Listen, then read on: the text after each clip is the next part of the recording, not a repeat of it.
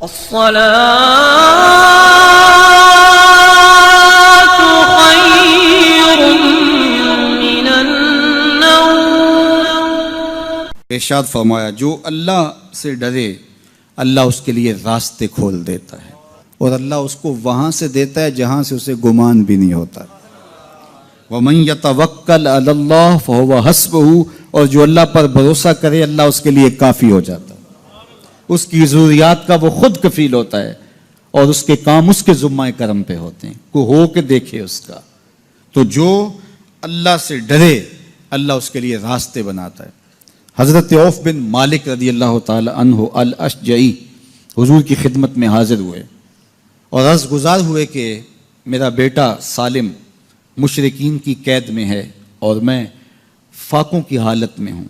تو فرمایا آل محمد کے پاس ایک سیر جو ہیں، بس اس کے علاوہ ہمارے پاس بھی کھانے کے لیے دنیاوی اسباب نہیں ہیں. کہا صبر کرو اور اللہ سے ڈرو اور لا حول ولا قوت الا باللہ کثرت کے ساتھ پڑھو. یہ ایسا وظیفہ ہے، ایک حدیث پاک میں آتا ہے کہ یہ 99 بیماریوں کا علاج ہے. اس میں سب سے کم درجے کی بیماری ہم اور غم ہے. یہ دکھوں کا مداوع ہے، مشکلات کا علاج ہے، اور یہ وظیفہ میرے حضور نے بتایا. حضرت ابو ذر غفاری رضی اللہ تعالیٰ عنہ کو حضور نے 5 چیزیں بتائی تھیں. ان میں سے 5ویں چیز یہ تھی کہ ابو ذر کثرت کے ساتھ لا حول ولا قوت الا باللہ پڑھا کرو. فرمایا عرش الہی کے نیچے ایک خاص خزانہ ہے، یہ وظیفہ وہاں سے آیا ہے. یہ زندگی میں معمول بنا لو، جب پھنس جاؤ مشکلات میں آ جاؤ تو لا حول ولا قوت الا باللہ پڑھو، اللہ راستے کھولے گا.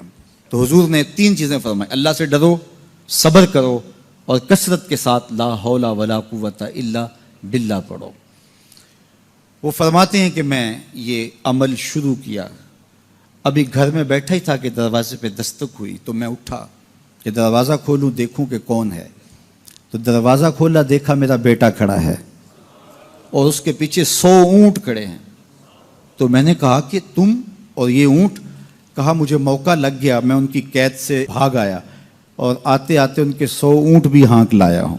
وَيَرْزُقْهُ مِنْ حَيْثُ لَا يَحْتَسِبُ، وہ تمہیں وہاں سے رزق دے گا جہاں سے تمہیں گمان بھی نہیں.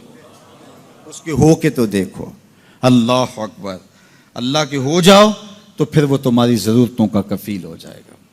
فرمایا حضرت عبداللہ ابن مسعود رضی اللہ تعالیٰ عنہ نے کہ کسی شخص کو فقر و فاقہ آ جائے تو وہ لوگوں کو بتائے کہ میں آج کل بڑے مشکل حالات میں ہوں، ہر وقت لوگوں کو بتاتا رہے تو اس کی مشکل بڑھے گی، اس کی مشکلیں آسان نہیں ہوں گی اس طرح. اور اگر وہ اپنی اس مشکل کو کسی سے شیئر نہ کرے بلکہ مصلی بچھا کے اپنے رب سے کہے کہ مالک فقر و فاقہ آ گیا ہے اور اس کا علاج تیرے پاس ہے، اس مرض کا مداوع تیرے پاس ہے.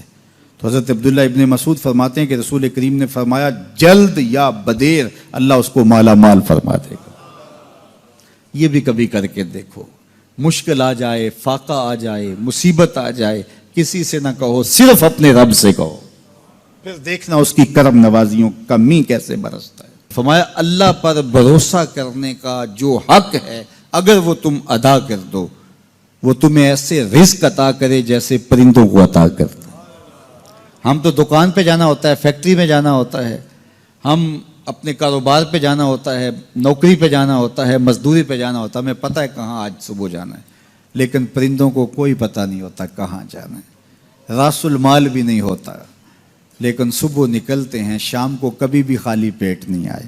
بن توکل پنچھی اڑ دے خرچ نہ پلے زیرا ہو.